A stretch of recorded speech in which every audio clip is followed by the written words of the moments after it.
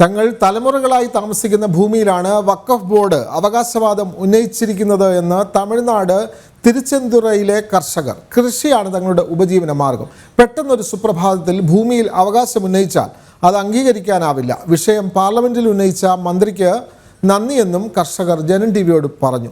തിരുച്ചെന്തുറയിൽ നിന്നും അരുൺ ആലത്തൂർ തയ്യാറാക്കിയ റിപ്പോർട്ടിലേക്ക്.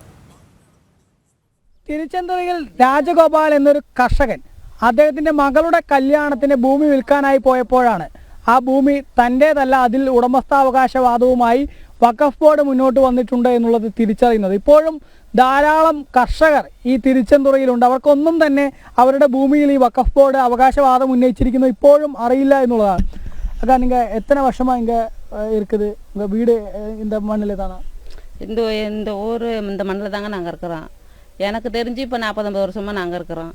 இவங்கெல்லாம் வந்து ஒரு 70-80 வருஷத்துக்கு மேலே இருக்காங்க. அவங்க மாமனார்கள் வந்து ஒரு 3 தலைமுறைகள் இருக்கிறாங்க அங்கே. ஆனால் இந்த மண்ணே எல்லாம் அங்கே 4 தலைமுறைக்கு தான் சொந்தமாக தான் இருக்குது. அவங்களுக்கு சொந்த லாடி கூட ஏதோ குத்தகைகள் எல்லாமே இவங்க தான் வச்சுருக்காங்க. 4 தலைமுறைகள் தான் வச்சு புழங்கிட்டு இருக்காங்க. ஆனால் இந்த அவங்கவுங்களுக்கு உள்ள இடம் அவங்கவுங்களுக்கு சொந்தமாக தான் இருக்குது. அந்த காலத்தில் இருந்து 4 தலைமுறையாகவும் விவசாயம் பண்ணிட்டு தான் இருக்காங்க. இப்போ தான் அதாவது பிளாட் போட்டு அவங்கவுங்க இட வசதி இல்லாதவங்க வீடு கட்டிக்கிறாங்க. ஆனால் அப்பயே பிடிச்சி விவசாய நிலமாக தான் இருக்குது. இது நாங்கள் விவசாயம் பார்த்துக்கிட்டு தான் இருக்கிறோம். நாங்களும் வந்து 30 வருஷமாக விவசாயம் தான் பார்க்குறோம். அவங்க அதுக்கு முன்னாடி காலங்காலமாகவும் இந்த விவசாயத்தை தான் பார்த்துக்கிட்டு இருக்காங்க. எல்லாம் படிக்க தெரியாதவங்க தான் இருந்தாலும் இடம் அவங்களுக்கு சொந்தம்னு தெரியும்ல, அதுமாரி அவங்களுக்கு எல்லாம் தெரியும். இந்த பகுதியில் ஒரு 3 பஞ்சாயத்தில் வந்து இடம் வந்து நீங்கள் உங்கள் இடம் வந்து உங்களோடதல்ல, அதோட சொந்தம் வந்து வக்கஃப் போர்டுன்னு சொல்லி இன்னொருத்தர் சொல்லுவேன். அந்த மாதிரி எதுவும் அது கேள்விப்பட்டோம். எப்போனா இப்போ ஒரு 1.5 வருஷத்துக்கு முன்னாடி தான் எங்களுக்கு தெரியும். இவ்வளோ நாளாக தெரியவே தெரியாது. எல்லாம் எங்களுக்கு சொந்தம் தான். நாங்கள் இவ்வளோ நாளாகவும் பாடுபட்டுக்கிட்டு இருந்தோம்.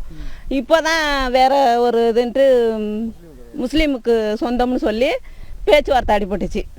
கேஸ் நடக்குதுன்னு கூட சொல்லிக்கிட்டாங்க. நாங்கள் வந்து ஆனால் இப்போ காலங்காலமாக இந்து மக்கள் தான் இதை விவசாயம் பண்ணிகிட்டு இருக்காங்க.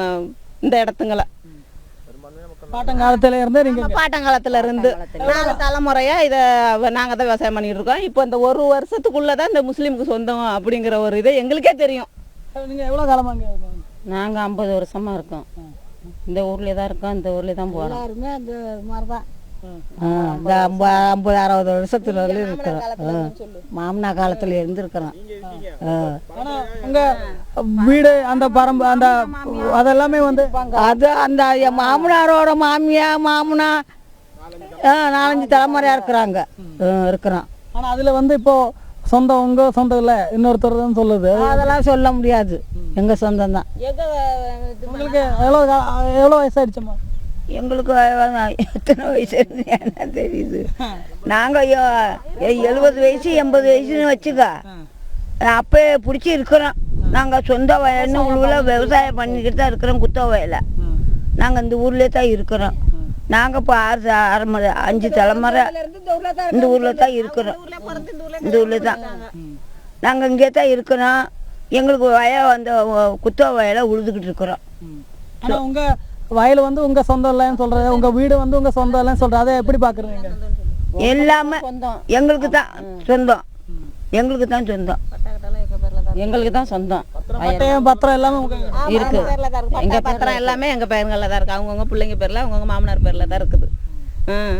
இப்போ வர்ற இந்த மாதிரி அவங்க வக்கஃப் போர்டு அவங்களோட சொல்லி வரும்போது நீங்கள் அதுக்கு எதிராக போராட்டம் எல்லாமே செய்யறதுக்காக நாங்கள் முயற்சி பண்ணோம். அப்பயே சொன்னதுக்காக அப்புறம் எல்லாம் கொஞ்சம் அமர்த்தி வச்சிருக்காங்க அப்படின்னு சொன்னாங்க. அதனால அவங்கவுங்க அப்படியே இருக்காங்க. அப்போ கேஸ் நடக்குதுன்னு சொல்லவும். ഏതായാലും ഈ കർഷകരുടെ വാക്കുകളാണ്, ഇവിടുത്തെ കർഷക സ്ത്രീകളുടെ വാക്കുകളാണ് നമ്മൾ കേട്ടത്. അവർ പറയുന്നത് ഈ തങ്ങളുടെ തലമുറകളായി താമസിക്കുകയാണ്, കാർഷിക വൃത്തിയാണ് തങ്ങൾ നടത്തിക്കൊണ്ടിരിക്കുന്നത്.